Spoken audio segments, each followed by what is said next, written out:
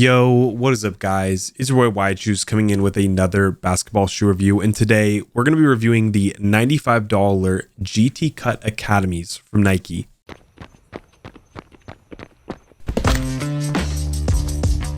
Alright, so you guys already know how this works. We're going to start with what I like the most about the shoe and work our way into what I like the least about the shoe. And in terms of what I like the most about the shoe, it's going to be the cushioning. Now, the cushioning is really weird in these.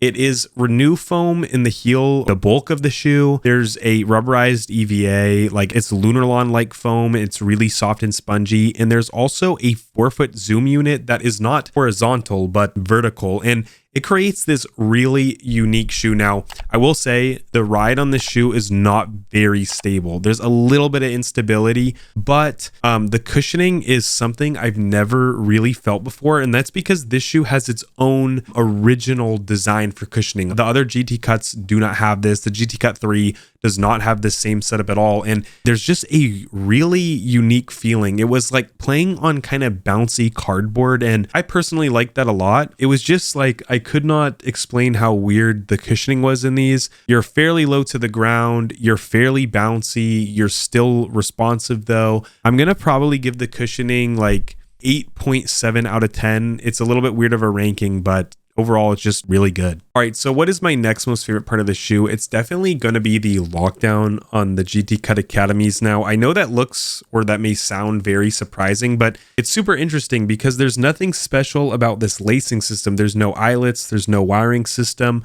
but it really does get the job done. There's also no heel slippage, and this material is very durable and rugged. There's just a lot of balance between padding and containment. So overall, I'm going to give the lockdown of this shoe like an 8.9 out of 10. All right, so moving into my next favorite part of the shoe, it's definitely going to be the materials used. Now, I already told you guys about the Renew foam, the rubberized EVA, and the 4-foot zoom unit. And just overall, the durability on this shoe is just been really good for me so far. I'm able to play on dusty courts. I'm able to play outdoors. I'm able to play indoors on these. And everything has held up really, really well. The shoe is not very breathable though, but for me personally, that's not an issue. And overall, I'm just very surprised with how durable and how good they have made this shoe, despite it only being $95. Overall, I'm going to give the durability of the materials a 9 out of 10, just because for $95,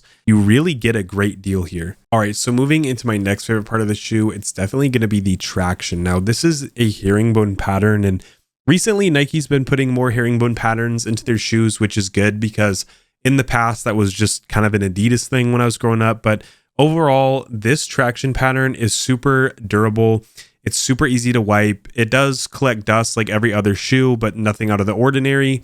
And yeah, overall, I'm going to give the performance of the traction an 8 out of 10. It wasn't anything spectacular, but it performed very consistently. There was no break-in time. I never had to worry about it. It was just kind of out of sight, out of mind. It's pretty good traction-wise. All right, so we're going to move into one of the only elements of the shoe that I didn't like that much. I'm going to just kind of knock this shoe down a small notch for the fact that the fit is a little bit weird on these. The shoe just runs ever so slightly long. If you guys don't know, in Adidas and in Way of Wade, I'm a 10.5, and in almost all my Nike shoes, I'm an 11. I got an 11 in these, and they fit well, but they're just a little bit snug. I have extremely wide feet, and the snugness that I feel is kind of a little bit before my toe box. It's kind of in this area here on both sides of my foot, mainly on the ball of my foot here. I feel a little bit of compression. It's not bad. It doesn't take me off the court like other shoes, but if I wear this shoe for like 2 hours or I play basketball